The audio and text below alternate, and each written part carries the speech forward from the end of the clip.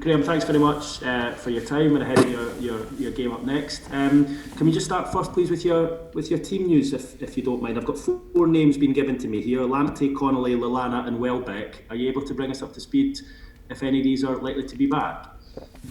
Yeah, Connolly has trained the last couple of days, so he's got a chance of being involved against Fulham. Adam as well has trained the last couple of days, so we'll see with him again a chance. Danny and Tariq, no, the game will come too soon for them. Okay, so that's obviously a boost for you that you could potentially have two of those in the shape of Connolly and Lallana in what's going to be a big game for you. Yeah, I don't think either of them will be ready to start the game, but it's always nice to have those type of players back with us. Adds to the group. So yeah, it's a plus for us. You go into it, Graham, in pretty good form as well. Some decent performances and results of late, and it's a game obviously that you'll be looking for maximum from them. I would suggest probably a bigger game for them than it is for you at this stage, just about. Well, no, I think all the games are big for everybody. That's the Premier League for you. Everybody wants to win. 3 points are really important. I'm sure it's the same for Scott and Fulham as it is for us. We are in a good moment, but you have to start again in the game. We've been through a tough period ourselves where we haven't won for a while, and it was nice to get that win against Leeds. Come through a really big week with Newport, Man City, Leeds. Man City, good performance.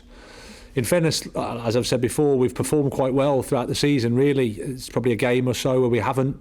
Leicester, I'm thinking, maybe a half against West Brom. Apart from that, our performances have been quite good. But the ultimate challenge is to turn the performances into points. And I think it's a little bit the same with Fulham. I think they've performed well. They've been a bit unlucky in some games and haven't won for a while. But you can see their performances are strong. So it's going to be a tough game. Just going on from what you say there, it sounds as though you feel that the results have been coming then, and that you've been due those recent results given performances over a longer period. Well, yeah, we've always felt that. That's what's given us that belief, and we've maintained that thought. Clearly, you have to keep trying to improve because you can't just wait for luck to come your way in the Premier League. You've got to keep trying to work and keep trying to get better and not be satisfied with what you've done. And clearly, when you haven't got the wins, you have to do that. But again, I repeat, the level, the league, the opposition, they've always got somebody that can hurt you. They've all got somebody that can affect you. Everyone's fighting for the same thing, which is points, and that's why every game is so important, so big, and so hard fought. Just a week left of the transfer window. Can I ask you just a couple on where you're at? Obviously, it's been a quiet window for everyone so far, and understandably so. Can I ask you about one player? There was a picture that emerged on social media, I think on Saturday, of him boarding a flight, which has been reported to come to the UK for him to join you. That's Moises Caicedo. I hope I've pronounced that right. Are you able to give us any steer as to where you are with that player? No, nothing. I can't give you any information. I haven't got anything to give you. It's just that time of year where there's all sorts of speculation flying around, and until everything's until a player's ours or until a player's left, there's nothing really for us to say. Could you confirm if he's a player you're interested in? Oh, we'd be here a long time if I was confirming all the players we're interested in. Yeah. Okay. But do you expect them between now and next week to be active in the window? I wouldn't say expect, but you never know.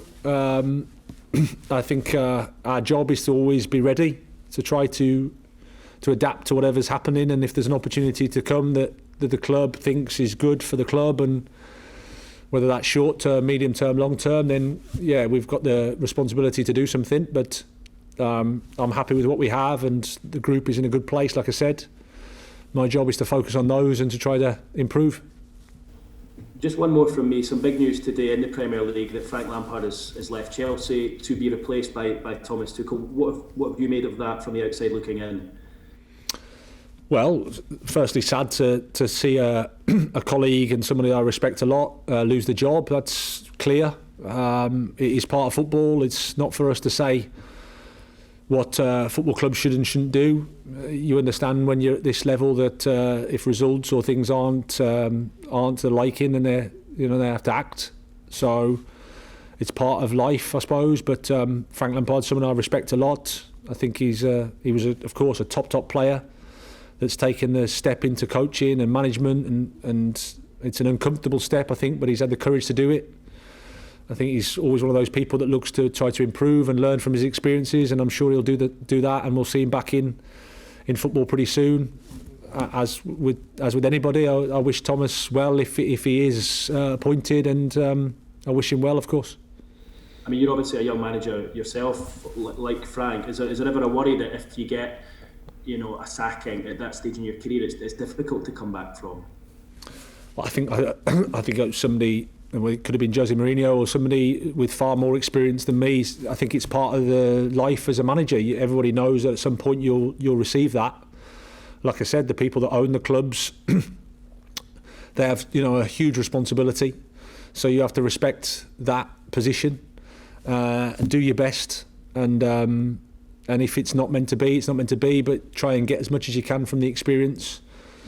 Learn a lot from what you've had to go through, and then you're on to another challenge. That's life. Thank you, Graham. Thank you. I think I'll go next. Graham, just looking at Fulham again, of course they've undergone personnel changes this season, but they've also changed their style and the way that they actually set up and play.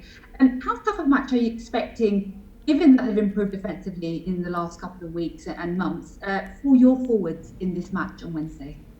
No, we're expecting a really difficult game. I think it's credit to Scott. I think he's done a fantastic job there because they have changed the playing style a little bit. Clearly, the role they have in games is different when you're trying to get promotion out of the Championship. I think he's looked at what their strengths are, what they need to focus on. I think they've made the changes, strengthened from the summer, strengthened from the start of the season. They play with obviously a back five now, and they can transition out of defence to attack very well. Some really good offensive players, and Lookman, Loftus-Cheek in particular, and they've got a really organised unit behind them. So they're a team that I like a lot. I like what they do. They can pretty much do all the aspects of the game you need to do, and they're going to be a tough match, absolutely. And what positives do you want to see from your team, and what can you take from the wins over Leeds and Blackburn in the last couple of games? Well, I think you at this stage of the season, second half of the season, where you have to take everything that you've learned and experienced over the first part and put it into practice. For us to win games in the Premier League, we have to be at our maximum. We have to play well. We have to have a bit of luck, of course, because sometimes just playing well isn't enough. We have to be balanced in terms of how we're attacking and defending, because, as I say, the opposition have some real offensive threats on the transition, and at the same time they're really, really hard to break down defensively. So balance, I think, is key. But the attitude that I think the players have shown pretty much all season, we need to continue with. And then also to play with a positivity and a courage, because you won't get anything without that. And how much motivation is there within the camp to get your first Premier League win of the season at the Amex Stadium as well? Yeah, it'd be nice. Of course, we want to try to improve that home record. Away form has been really good, and last year, even the back part of last year, we didn't manage to get too many wins, but because our away form was good, we ended up with 41 points, which was a good return in the end. But I think anybody will say if they're winning the home games, everything becomes a little bit easier. So that's what we're trying to do. But again, you can see how the games have gone this year. The home advantage is less and less. You just have to try. You just have to keep fighting and understand that home or away, there's an opportunity to win, but it's also an opportunity to lose, and you have to have that respect of the opposition and the league. But we'll do our best to turn it round. Thanks, Graham. Good luck for that game. Thank you. Hi there, Graham. Just in terms of the progress in the FA Cup, will that have any impact on possible departures in January, in terms of holding on to players just a little bit longer rather than letting them go?